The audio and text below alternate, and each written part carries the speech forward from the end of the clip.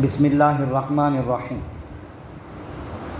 عن کعب بن مالک رضی اللہ عنہ قال، حضرت کعب بن مالک رضی اللہ عنہ سے روایت ہے، فرماتے ہیں قال رسول اللہ صلی اللہ علیہ وسلم، کہ رسول اللہ صلی اللہ علیہ وسلم نے ارشاد فرمایا، من طلب العلم لیجاری بہ العلماء او لیماری بہ السفہاء او یصرف بہ وجوہ الناس الیہ ادخلہ اللہ النار۔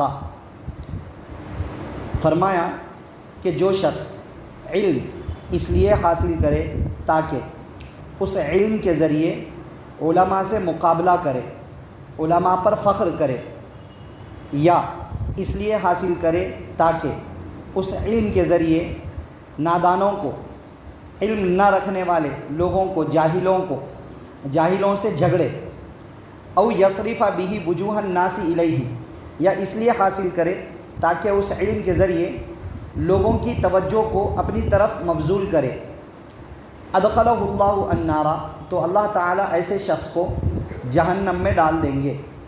رواہ الترمذی و رواہ ابن ماجہ عن ابن عمر۔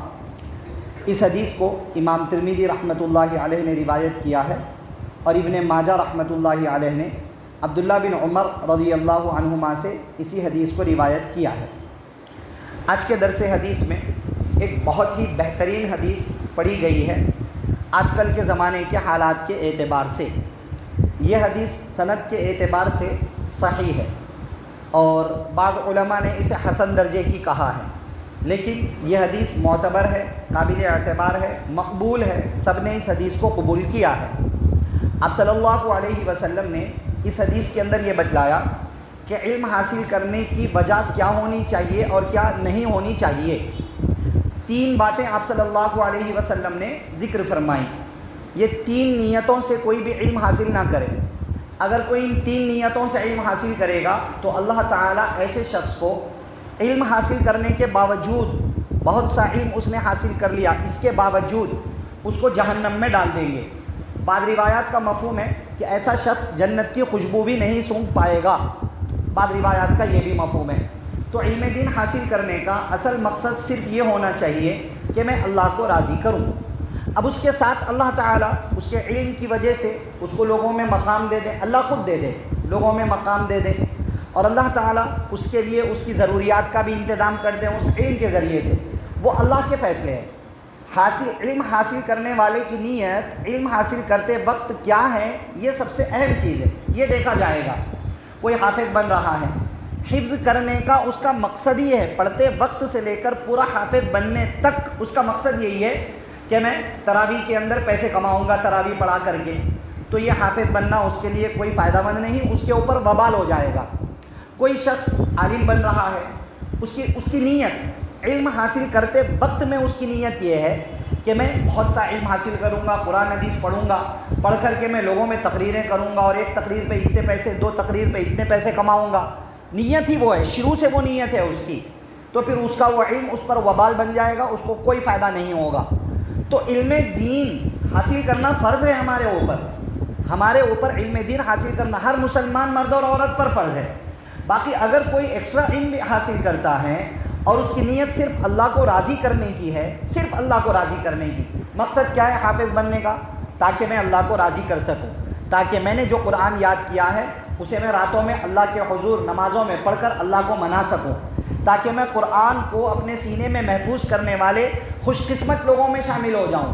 اللہ جن کے ذریعے قرآن کی اور حفاظت کرتے ہیں ان لوگوں میں میرا نام شامل ہو جائے، شمار ہو جائے، تاکہ کل قیامت کے دن اگر وہ حافظ قرآن باعمل بنے گا، تاکہ کل قیامت کے دن اللہ اس کو سفارش کا موقع دے اور اس کے ذریعے سے کئی لوگوں کی وہ سفارش کر دے۔ آخرت ٹارگیٹ ہو، اللہ کی رضا ٹارگیٹ ہو۔ اب اس کے بعد میں لوگوں کی توجہ خود بخود مبذول ہو گئی، اللہ نے ایک مقام بھی دے دیا، اور اللہ اس علم کے ذریعے اس کے لیے انتظامات بھی کر دیتے ہیں، وہ اللہ کی طرف سے ایک زائد نعمت ہے جو اس کو مل رہی ہے۔ یہ نیت ہو، عالم مفتی جو بھی پڑھے، علم دین حاصل کرنے کا مقصد صرف اللہ کی رضا ہونی چاہیے۔ اور اگر کوئی علم حاصل، حلال و حرام کے مسائل حاصل کرے، مطلب عالم مفتی وغیرہ بنے، تو اس کی نیت یہ ہونی چاہیے کہ میں اس حاصل کردہ علم کے ذریعے سے اپنے دین کو، اپنے فیملی کے دین کو، اپنے خاندان کے دین کو، قوم و ملت کے دین کو محفوظ کروں گا، یہ نیت ہو تو اب وہ حاصل کرنا اس کے لیے فائدہ مند ہے، وبال نہیں ہے۔ تو یہ ہے اہم بات، نیت ایسی ہو۔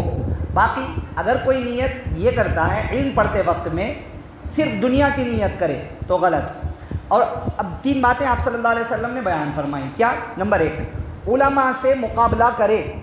علم پڑھ رہا ہے اس لیے تاکہ جو علماء ہیں، جو بڑے ہیں، ان سب سے مقابلے میں آ جائے، ٹکر میں آ جائے، یا ان پر اپنا نام جتائے، فخر کرے ان کے اوپر، یہ نیت ہے۔ یا یہ نیت ہے کہ تاکہ کم علم لوگوں سے، جاہل لوگوں سے جھگڑے گا، پڑھ رہا ہے، خوب قرآن پڑھ رہا ہے، خوب حدیثیں پڑھ رہا ہے، پڑھتے وقت سے ہی یہ نیت ہے کہ میں ساری حدیثیں اس لیے کلیکٹ کر رہا ہوں، میں قرآن کی ان آیات کو اس لیے کوٹ کر رہا ہوں تاکہ میرے مسئلے کے اگینسٹ جتنے لوگ ہیں میں ان سے جھگڑوں گا، ان سے بحث کروں گا، نیت یہ ہے۔ یا پھر نیت یہ ہے کہ میں بہت زیادہ علم حاصل کر لوں گا، قرآن کی ساری آیات حفظ کر لوں گا، اس کے بعد میں لوگوں کو کوٹ کر کے بتاؤں گا، پارہ نمبر، سورہ نمبر، آیت نمبر، رکوع نمبر۔ اگر اس کا مقصد صرف یاد کرنا ہے، صرف یاد کرنا ہے تو پھر اوکے، کوئی حرج کی بات نہیں۔ لیکن مقصد یہ ہے کہ میں ایسے لوگوں میں تقریر کروں گا اور لوگوں میں میری واہ واہ ہوگی، لوگوں میں میری چرچا ہوگی، لوگ میری طرف متوجہ ہوں گے اور میرا نام پورے لوگوں میں فیمس ہو جائے گا۔ اگر یہ مقصد ہے تو آپ صلی اللہ علیہ وسلم فرماتے ہیں کہ ایسا شخص جہنم میں داخل ہو جائے گا۔ کیسی اہم بات ہے، آج کل کے زمانے میں بہت سے لوگوں کو اس کی ایک بیماری لگ چکی ہے۔ کئی سارے لوگ اسکول اور کالجز میں پڑھنے والے ایسے لوگ ہیں جو علم وغیرہ کچھ جانتے نہیں ہیں، علم کیا ہے پتہ ہی نہیں ہے۔ علم کے ساتھ تو بندے کو تواضع آنی چاہیے، علم کے ساتھ میں بندے کو تواضع، عاجزی آنی چاہیے، لیکن آج کل علم کا حاصل کرنے والے تکبر کے اندر مبتلا ہیں، ایٹیٹیوڈ کے اندر مبتلا ہیں، لوگوں سے میرا نام اونچا، ارے میں فلاں عالم ہوں گے وہ اپنی جگہ پر، میں ان سے بھی اونچا۔ بہت سے لوگوں کا یہ حال ہو چکا ہے، اسپیشلی اہل حدیث طبقے سے تعلق رکھنے والے، غیر مقلد طبقے سے تعلق رکھنے والے ہمارے بہت سارے بھائی، اس لیے کہ ہم میں سے ہی لوگ کنورٹ ہو کے وہاں پر جا رہے ہیں، الگ سے کوئی فرقہ نہیں ہے وہ جو آپ صلی اللہ علیہ وسلم کے زمانے سے چل رہا ہو۔ 100-150 سال پہلے ایک فرقہ وجود میں آیا، اب اس کے بعد ہمارے لوگ کنورٹ ہوتے اس فرقے کی کوانٹٹی کو بڑھا رہے ہیں، تعداد کو بڑھا رہے ہیں، ہمارے لوگ ہیں۔ چلو وہ کنورٹ جب ہوئے اس وقت میں تو ان کی نیت خراب نہیں تھی، کیونکہ ان کو کسی نے بتایا کہ بھائی قرآن حدیث پر عمل کرنا ہے، علماء قرآن حدیث کے خلاف ہے، یہ احناف، فقہ حنفی، شافعی، مالکی، حنبلی سب قرآن و حدیث کے خلاف ہے، ان کا ذہن خراب کیا گیا۔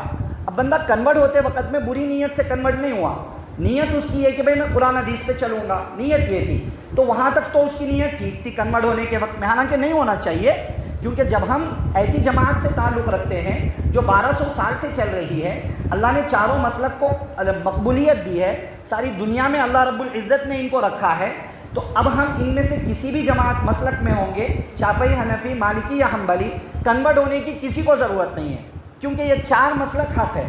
ان چاروں میں سے کوئی کنورٹ ہو کے 5ویں فرقے میں جائے گا تو وہ غلط ہوگا، اس وجہ سے نہیں کہ اس کی نیت قرآن حدیث کی ہے، اس وجہ سے نہیں، وہ نیت تو سب کی ہونی چاہیے، کیونکہ ہم سب کے لیے قرآن حدیث ہی بیسک ہے، قرآن حدیث ہی معیار ہے، لیکن وہ اس وجہ سے غلط ہوگا کیونکہ اس نے اپنے پہلے والے صحیح طریقے کو غلط سمجھا اور اس سے تعلق رکھنے والے پورے علماء کو غلط سمجھا۔ 1200 سال سے لوگ جس طریقے پر چلتے ہوئے آ رہے تھے، بڑے بڑے اکابرین علم، ان سب کو اس نے ایک جھٹکے میں غلط کہہ دیا۔ اب غلط ان سب کو کہا جو حق تھا، اس وجہ سے یہ غلط ہوا، باقی اس کی جو نیت شروع میں تھی وہ نیت کی وجہ سے غلط نہیں تھا۔ اب چلو کنورٹ ہو گئے، کنورٹ ہونے کے بعد کیا حل ہوتا ہے؟ کنورٹ ہو گئے، اپنی نماز پڑھ لیتے، بھائی قصہ ختم تھا، لیکن نہیں، اب جھگڑیں گے رفع یدین کے مسئلے پر، امام کے پیچھے سورہ فاتحہ پڑھنے پر، آمین زور سے کہنے یا نہ کہنے پر، 20 رکعت تراویح یا 8 رکعت تراویح پر، ایٹ اے ٹائم ٹرپل طلاق، ایک مجلس کی 3 طلاق، طلاق طلاق طلاق، ایک ہوگی یا 3 ہوگی، اس مسئلے پر چاروں اماموں میں سے کسی کی تقلید کرنی چاہیے یا نہ کرنی چاہیے، اس مسئلے پر ٹاپک وائز ذہن واش کیا گیا، پہلے باضابطہ ان کے دماغ کو کنفیوز کیا گیا، اب اس کے بعد میں ایک ایک ٹاپک پر علم حاصل ہو رہا ہے، قرآن کی آیات کلیکٹ ہو رہی ہیں، احادیث جمع ہو رہی ہیں، باضابطہ ریفرنسز کے ساتھ میں، بخاری کی حدیث، مسلم کی حدیث، فلاں راوی ہے اور اس کو اس نے صحیح کہا، اس نے ضعیف کہا، فلاں فلاں فلاں، کافی نالج حاصل ہو رہی ہے. اتنی زیادہ نالج ہے کہ ایسا دیکھنے میں ایسا لگتا ہے کہ بھائی اس نے لکھی ہے کیا بخاری، اس نے لکھی ہے کیا مسلم. اتنا فر فر فر فر فر فر رٹتے چلے جاتے ہیں. مگر دماغ میں کیا چل رہا ہے؟ دماغ میں یہ چل رہا ہے کہ میں یہ سب جمع کر کے جو لوگ امام کے پیچھے سورہ فاتحہ نہیں پڑھتے ان سے جھگڑوں گا. نیت ہی ہے ایسے کم علم لوگوں سے جھگڑ کر بحث کر کے ان کو میں ادھر کنورٹ کراؤں گا، یہ نیت ہے. یا پھر اس لیے کہ جو حنفی فقہ کی مثال کے طور پر علماء ہیں یا شافعی فقہ کے جو علماء ہیں ان سے لڑوں گا، ان سے بحث کروں گا اور ان کو بتاؤں گا کہ بھئی تمہیں کیا آتا ہے؟ کچھ بھی نہیں آتا ہے. جو کچھ ہے مجھے آتا ہے. دیکھو مجھے بخاری پتہ، مجھے مسلم پتہ، مجھے فلاں پتہ. آپ کو کیا پتہ ہے؟ آپ کو کچھ بھی نہیں آتا ہے. علماء سے مقابلہ کرنا، علماء کو نیچا دکھانا، جاہلوں سے جھگڑنا، الجھنا، ایک ایک ٹاپک پر جھگڑ کر ان کو کنفیوز کر کے ان کو کنورٹ کرانا. یا پھر یہ نیت ہے کہ یوٹیوب پہ میرے ویڈیوز آ جائیں گے، اپلوڈ ہو جائیں گے، میں بڑا فیمس ہو جاؤں گا لوگوں کے اندر، شارٹ کلپ دھڑلے سے بنا دوں گا اور لانگ کلپس بھی بڑے بڑے بنا دوں گا، سارے بنا کر کے ڈال دوں گا. اب اتنے سبسکرائبرز ہوں گے، اتنے لائکس ہوں گے اور اتنے شیئرس ہوں گے، اس کے بعد میں میرا نام بڑا مشہور ہو جائے گا لوگوں کے اندر. یہ ساری نیتیں، اس نیتوں سے آج کل بہت سارے نوجوان اس میں مبتلا ہیں. بھائی ہماری نیت قرآن پڑھیں یا حدیث پڑھیں یا ہم فقہ پڑھیں. فقہ قرآن حدیث کے نچوڑ کو کہتے ہیں. قرآن حدیث کے اگینسٹ فقہ نہیں ہے. قرآن و حدیث کا نچوڑ ہوتا ہے فقہ. قرآن حدیث میں جو مسائل بتلائے گئے ہیں اس کو فقہا آسان کر کے امت کے لیے رکھتے ہیں. تو ہمارا مقصد چاہے ہم حافظ قرآن بنیں، عالم بنیں، مفتی بنیں، یا ہم قرآن کی آیات کو یاد کریں یا ہم احادیث کو یاد کریں، مقصد صرف اللہ کو راضی کرنا ہونا چاہیے. ورنہ اگر یہ نیتیں ہوں گی کہ جھگڑیں گے، جاہلوں سے مقابلہ کریں گے، عالموں کا، لوگوں میں ہمارا نام ہوگا اور ہم فیمس ہوں گے، ان نیتوں سے حاصل کیا جائے گا تو ٹھکانہ انجام جہنم ہونے والا ہے. اللہ اسے جہنم میں ڈال دیں گے. ہو رہا ہے آج کل. کچھ سال پہلے ایک عام نوجوان بندے نے ایک اپنی مسجد کے ایک ساتھی سے کہا، ایک عام نوجوان بندے نے جن کو 8-10 حدیثیں یاد تھی، انہوں نے پوچھا ایک مسئلے پر کہ بھائی آپ کو اس بارے میں کچھ معلوم ہے کیا؟ انہوں نے کہا کہ بھائی نہیں معلوم. انہوں نے کہا کہ ٹھیک ہے میں مفتی صاحب سے پوچھ کے بتاؤں گا. تو صاحب کہنے لگے کہ بھائی ان سے پوچھنے کی کیا ضرورت ہے؟ میرے کو 8 حدیثیں یاد ہے، میں بھی عالم ہوں. 8 حدیثیں مجھ کو یاد ہے تو میں بھی عالم ہوں، میں 8 حدیثوں کا عالم ہوں. اب 20 حدیثیں یاد کر لے، آپ 20 حدیثوں کے عالم ہو جائیں گے. اب 30 حدیثیں یاد کر لے، آپ اس کے عالم ہو جائیں گے. میں بھی عالم ہوں. ہم میں سے ہر شخص اس طرح کا عالم بن سکتا ہے. بھائی یہ رانگ ہے، یہ طریقہ غلط ہے. عالم ایسے آدمی کو نہیں کہا جاتا ہے. اصل تو عالم اللہ کی نظروں میں وہ ہیں جو حلال و حرام کو جاننے کے ساتھ ساتھ اللہ کا خوف اور خشیت اپنے اندر رکھے. اگر اللہ کا خوف اور خشیت بھی نہیں ہے، سارا 8 سال کا 10 سال کا کورس کر لیا تو نام تو مل گیا لیبل عالم کا، مگر وہ بھی اللہ کی نظروں میں عالم نہیں ہے. ایک سلیبس کے اعتبار سے دیکھا جائے تو عالم نام سرٹیفکیٹ وائز اس کو ملے گا جو باضابطہ اس کے سلیبس کو کمپلیٹ کرے گا، کورس پورا کرے گا، کورس پورا کرے گا اور اس کورس میں جو نصاب دیا جائے گا ان سب کو پڑھے گا. 2-4 حدیثیں پڑھ کر اپنے آپ کو عالموں کی کیٹیگری میں شامل کر کے ان سے مقابلہ کرنا اور علماء کو نیچا دکھانا اور ایک جھٹکے میں سب کو گمراہ کہہ دینا، یہ بہت بڑا نقصان لانے والا طریقہ کار ہے. اس سے صرف گمراہیاں وجود میں آئیں گی، کبھی بھی ہدایت کے اوپر ہم قائم نہیں رہ سکتے ہیں. تو بھائی یہ حدیث بہت ہی اہم ہے، سمجھنا چاہیے ہمیں.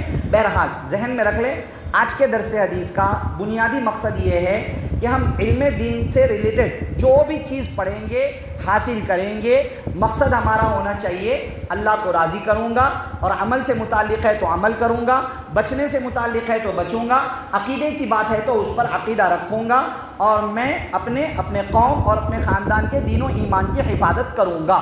یہ نیت ہے، اس کے علاوہ دوسری نیتیں نہیں ہونی چاہیے. باقی علم دین حاصل کرنا بڑا فضیلت والا عمل ہے.